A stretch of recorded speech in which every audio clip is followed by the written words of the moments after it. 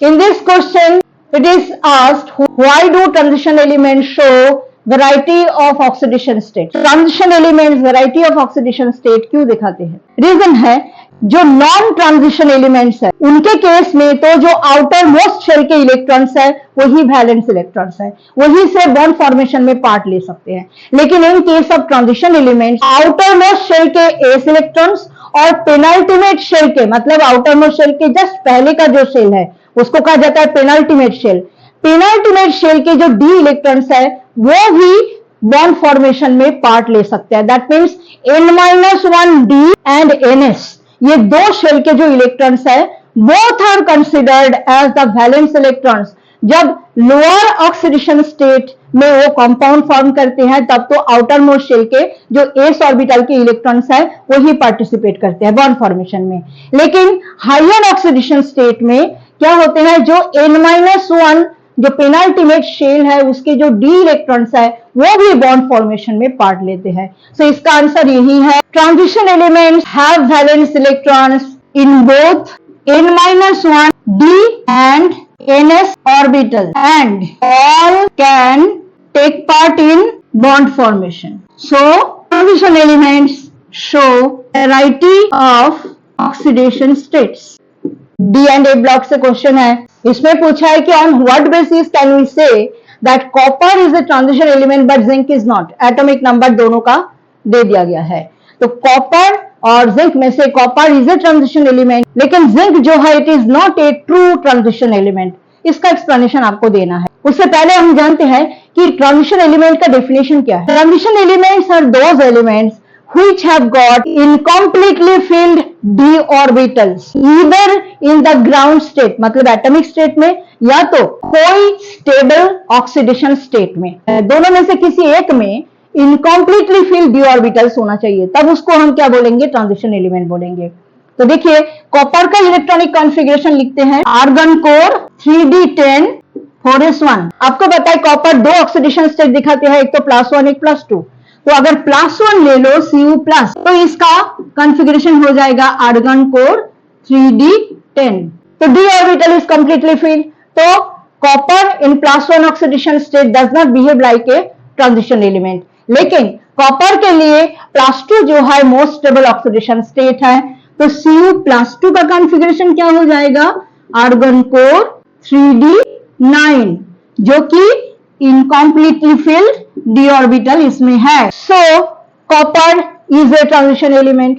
Now let us come to zinc. Zinc का atomic number है 30, electronic configuration है argon core 3d10 4s2। और zinc देखो atomic state में d ऑर्बिटल कंप्लीटली फिल्ड है और जिंक के लिए जो एकमात्र ऑक्सीडेशन स्टेट है वो है +2।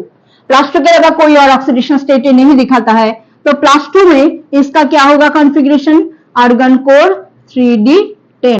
तो देखिए d ऑर्बिटल +2 ऑक्सीडेशन स्टेट में भी कंप्लीटली फिल्ड है और एटॉमिक स्टेट में भी d ऑर्बिटल कंप्लीटली फिल्ड है। That is why zinc is not considered as a true transition element. In this question हमें क्या करना है, बैलेंसिंग करना है। आयोनिक इक्वेशन है, ये भी ट्रांजिशन एलिमेंट से ही है, पोटेशियम परमैंगनेट के रिएक्शंस में से एक है।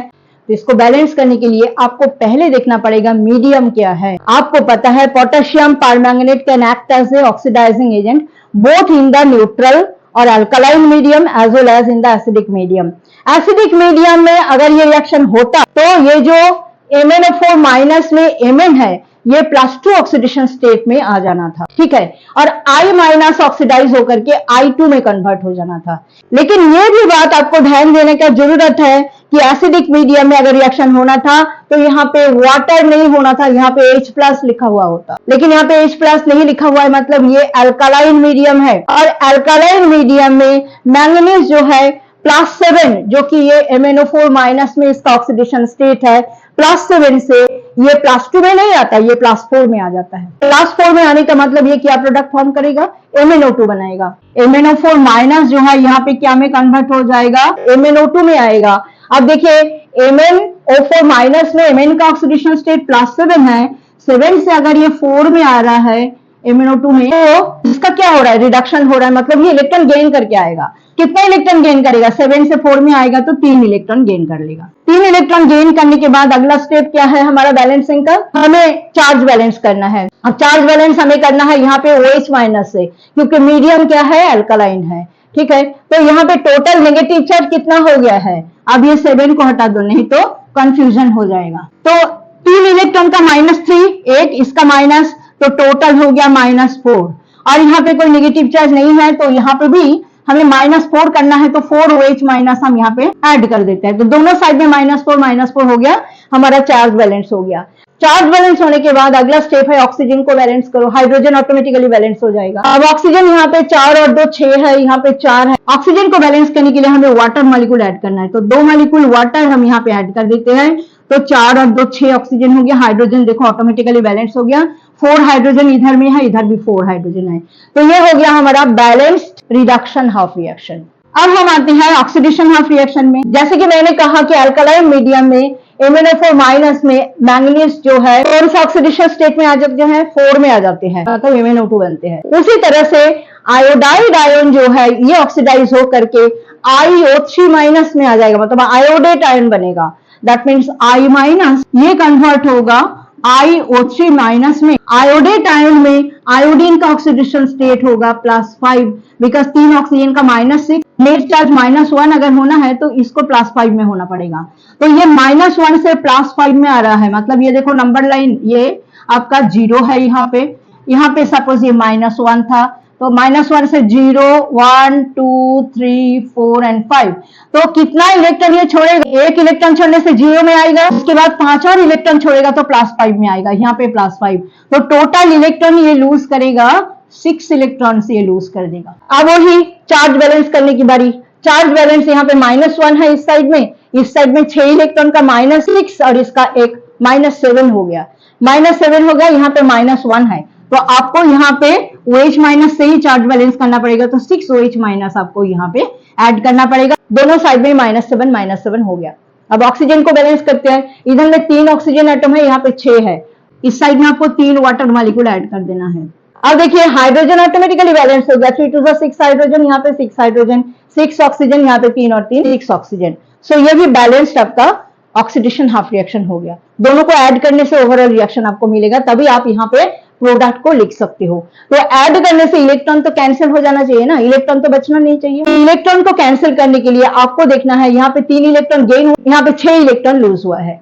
तो दोनों को बैलेंस करने के लिए आपको क्या करना पड़ेगा, इस रिएक्शन को, जो रिडक्शन हाफ रिएक्शन है, इसको आपको 2 से मल्टीप्लाई करना पड़ेगा, तब जाकर के ये जो 3 इलेक्ट्रॉन है 6 में कन्वर्ट हो जाएगा। अब 2 से मल्टीप्लाई करके हम लिख देते हैं इसको, 2 MnO4 minus plus 6 electron plus 4 water molecule, और इधर में हो जाएगा 2 MnO2 प्लस 8 OH माइनस, और नीचे इसको तो मल्टीप्लाई नहीं किया, इसको एज इट इज लिख देते हैं I minus 6 OH minus producing IO3 minus plus 6 electron plus 3 molecules of water. अभी आप ऐड करो दोनों को, ओवरऑल रिएक्शन आपको मिल जाएगा। तो देखो ये इलेक्ट्रॉन कैंसिल हो गया, 2 MnO4 minus as it is आएगा, plus I minus plus water molecule इधर में ज्यादा है, इस साइड में कम है, तो 3 वाटर मॉलिक्यूल इस साइड में लाने से एक ही वाटर मॉलिक्यूल बचेगा, तो एक मॉलिक्यूल वाटर। अभी हम उधर के प्रोडक्ट्स लिखते हैं, 2 MnO2 plus IO3 minus plus 8 OH minus यहाँ पे है, और इस साइड में 6 OH माइनस, तो 6 OH माइनस इधर जाएगा, माइनस होकर के 2 OH माइनस हो जाएगा। सो अभी आपका